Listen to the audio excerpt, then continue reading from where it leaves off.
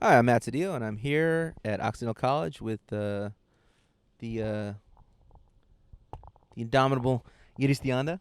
We are we just completed a reading here, and she has found uh, a crow's feather. And can you tell me what what you said it was the second one you've seen today, and can you tell us the significance of what that means to you, to crow's feather, and what that means generally speaking. So yeah, I found one this morning on my run before I came here, and then as you and I were walking over to the coffee shop, I found the second one today. And the crow feather is I have it tattooed as a quill on my arm. I grew up in El Sereno, and there's a poem in my first book called "Girls Who Fly with Crows." It's like a very deep meaning, like spiritually, but also like takes me down to my roots. Growing up there, and when I find the feathers, it's like you're on the right path. It's just I believe in signs from the universe, and I do have feathers that have been gifted to me. I use them as part of my Reiki practice. But when I find them, that's just like a direct communication from the universe to me. Like it's a little wink, you know, like you're on the right path, girl. You mentioned your first book. The name of your first book was Code Switch. Can you speak to like why you chose that title and what that means to you as well? Yeah, so Code Switch Fires from Mi Corazon. The title actually came to me before dream time, before falling asleep one night. And as I had mentioned before, is like how do you pick a title? Like where does it come from? And uh, I knew that my book needed to represent what was inside, which is a lot of bilingual writing.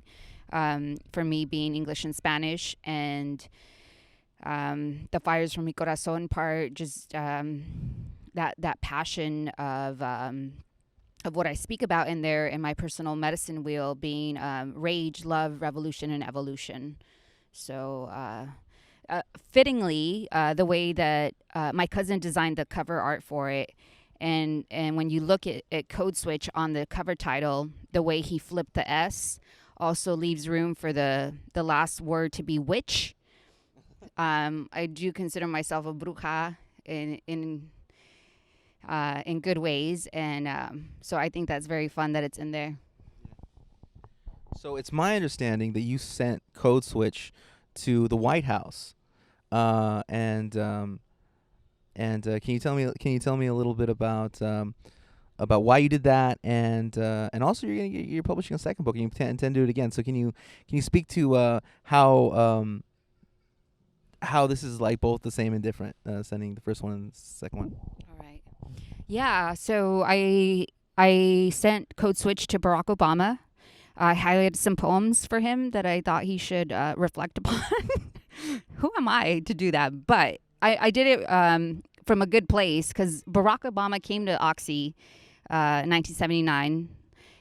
He was studying poetry here, and it was like, come on, Barack. Like, you were grassroots. I mean, you're up there now and have all this power, but like, really, what can you do with it? Or like, um, what can you do with that power that you're holding to like speak back to like that younger you, and to the state of the world and like what's happening. So that was my intention. And then now with the new book that is in the works for 2019 with Flower Song Press. The working title is "You Have No Right to Remain Silent," and it's about police brutality and my experience with the LA sheriffs, as well as all our black and brown brothers that have been killed, you know, in the last decade and decades. It's a systematic problem that continues to happen. And so, in the face of our fascist number 45 being in office, I feel that it's timely for me to send a copy to him as well. So that's my intention. I think funnily, interestingly enough, you're probably more likely to get a response from Trump. I think so. I got a response from the White House, but I'm sure it was like a stamp or like thank you for your your gift to the White House. But I can see Trump tweeting. He's going to tweet me or something. We'll stay tuned. Sad. So interestingly enough, it's kind of interesting though. Like, so you in a way you have joined the ranks of Hugo Chavez to hand Barack Obama a book. Through some means. And the book he actually Chavez gave to Obama was Open Veins of Latin America, written by Eduardo Galeano. So interestingly enough, bringing it again full circle, we're going to Casa de las Americas, a place that once hosted Galeano. So can you speak to what this big trip to Cuba, what it means to you, and what it means to your general like artistic career, and where you're at? I'm so excited to be traveling to Cuba at this time, especially with the group of us that's going to be going. Yourself, Matt Cedillo, Luis J. Rodriguez, which was our LA Poet Laureate and just a phenomenal writer that I look up to. Ana Ureña, who's doing amazing work here as well. And we're going to Casa de las Americas, founded by a woman named Aide Santa Maria in 1959. So this house of the Americas that has hosted so many brilliant writers, including Gabriel Garcia Marquez, who's a huge influence of mine. My radio show is called 100 Seconds of Solitude, Cien Segundos de Soledad, which is a little flip on his well-known novel, 100 Years of Solitude. So everything is coming full circle. I think it's important for us to take our dialogue over to Cuba and to have this interchange at this time, especially because I think a lot of our writing, the group of us that's going, is very political or like touching on social justice issues, and so I'm very thrilled to be heading out there. So a lot of your writing, in many ways, it bridges kind of, from my observation, it bridges a lot of things that are very the very material world, the world of concrete and blood and people getting killed in the street, and just these various injustices of the world, poverty and hunger, and these things that we experience, some far worse than others. So you write about all that, like kind of like as a way to record and advocate for something better, to fight for something better. But you also write in a way that connects to the universe and to a kind of a spirituality, kind of a something larger than ourselves, these invisible forces that we can't necessarily always define, but like you said earlier, the universe winking at you. So can you speak to like how you bridge these what would seem like very different worlds in your writing? Well, I think it's just a natural extension of our human experience. Like, we are in these physical bodies, and there are a lot of hardships that happen in our lives, and yet there's always this resiliency. There's like this unseen force that's moving us, and like a higher self or higher spirit that's coming through, or that I felt very connected to since I was a teenager. I had a near-death experience when I was 13, and so I feel like that's like colored my world in a certain way. It opened up that veil for me, and so it's painful to write about the injustices that we see. It's necessary, and I think when that other part comes through, like that spirit part comes through, is just I don't like the word hope.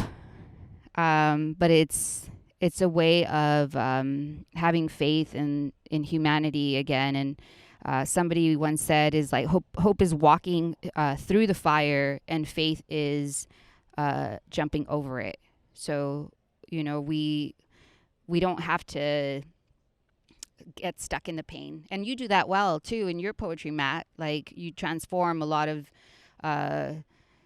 experiences and things.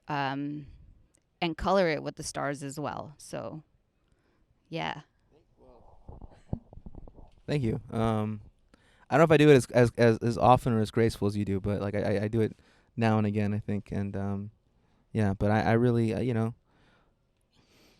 Yeah, in a way, you've been a bit of an inspiration in that regard. So I appreciate you. I thank you for that. Yeah. So to close out, tell us about your upcoming book and what you're planning, what your plans are with that.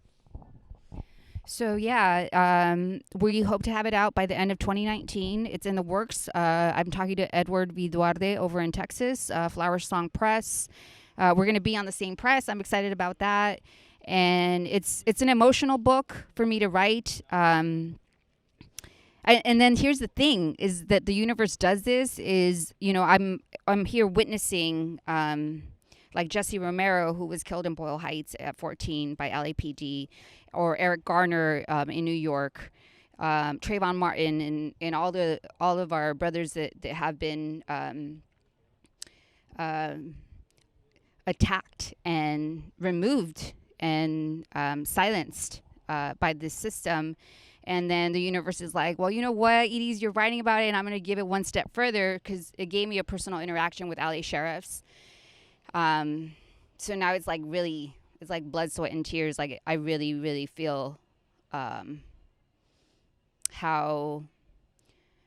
real that oppression is, and that's what's going to come through in the book. I can't wait to see how it ends because I'm trying to move through a little tough spot in the manuscript right now. But yeah, the intention is there, and hopefully it's again, it's also medicine for those that did lose their lives in this system.